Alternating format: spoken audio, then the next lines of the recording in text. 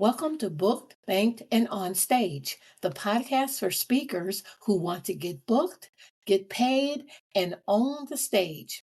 I'm Deborah Northcutt, and every week I'm bringing you insider strategies, expert interviews, and no fluff advice to help you turn your voice into a thriving business. If you're ready to stop speaking for free and start making money from your message, you're in the right place. You think you know what event planners want when they're booking speakers? Well, think again.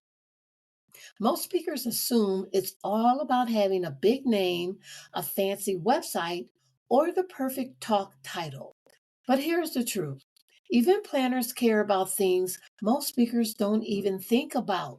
Today, I'm pulling back the curtain and revealing exactly what they're looking for, straight from the conversations with event organizers themselves. Let's get into it. If you want to get booked consistently, you have to understand how event planners make decisions. Today, I'm going to dive into the top 3 factors event planners consider when choosing a speaker.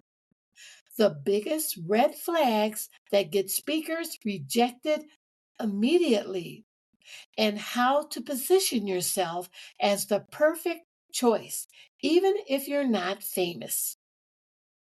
Event planners look for problem solvers, not just good speakers. Remember, it's not about you, it's about their audience.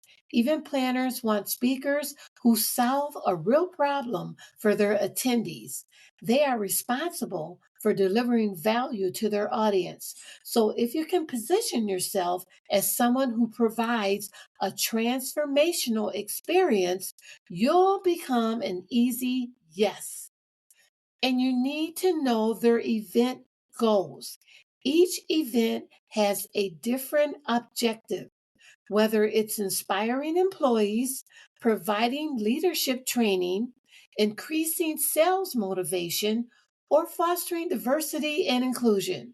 Your talk needs to align with these objectives. How to make your talk an easy yes. You want to structure your pitch with clear learning takeaways. For example, instead of saying, I speak on personal branding, say something like, I help professionals create a standout personal brand that attracts career opportunities and increases their income. Show them why their audience will benefit from what you bring to the stage. Now, here's a tip. When reaching out to planners, ask what's the number one challenge your audience is facing right now. Then tailor your talk to directly solve that challenge in your proposal. Instead of saying, I talk about leadership, say, I help teams boost productivity with leadership strategies that increase revenue by 20%. Event planners need speakers who deliver results, not just inspiration. Now, the top 3 factors event planners consider when booking. Number 1 is credibility and experience. You don't have to be a celebrity, but you do need to show why you're the best fit for their event. You want to build your credibility with testimonials, case studies, media features, or previous event footage. Even a short highlight reel of you speaking can set you apart from speakers without one. A well-structured speaker one sheet that includes your bio, your talk topics, key takeaways, testimonials, and contact info makes it easy for planners to evaluate you quickly. Number 2, professionalism and responsiveness. Event planners work on tight schedules and need speakers who are organized and responsive. What makes a professional speaker stand out? You reply promptly to emails, meet deadlines for submitting materials, and handle logistics seamlessly. Have your bio, high resolution headshots, talk descriptions, and speaker agreement ready to go when requested. A speaker who delays these materials looks disorganized and less reliable. Now, here's some audience engagement and customization.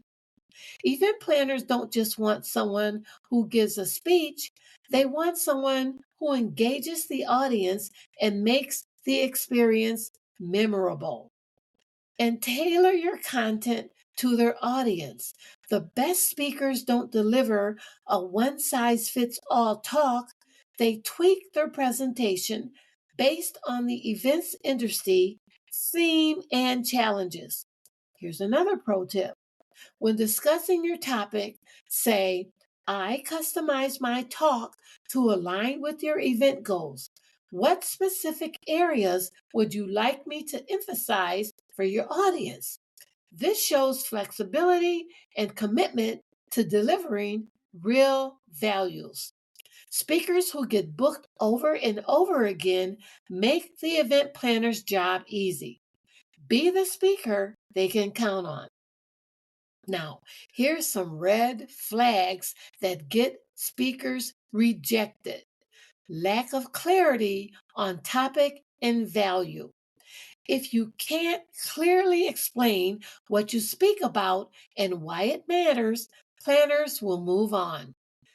Avoid vague pitches like, I talk about motivation.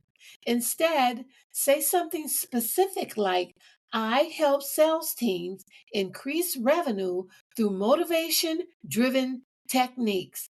Have a concise, well crafted speaker pitch that shows how you fit their event theme and audience needs. Unprofessional materials. First impressions matter. You know that saying, you don't get a second chance to make a first impression? A low quality speaker reel, blurry headshots, or a poorly designed website can hurt your chances of getting chosen. Your materials should reflect the level of professionalism you bring to the stage.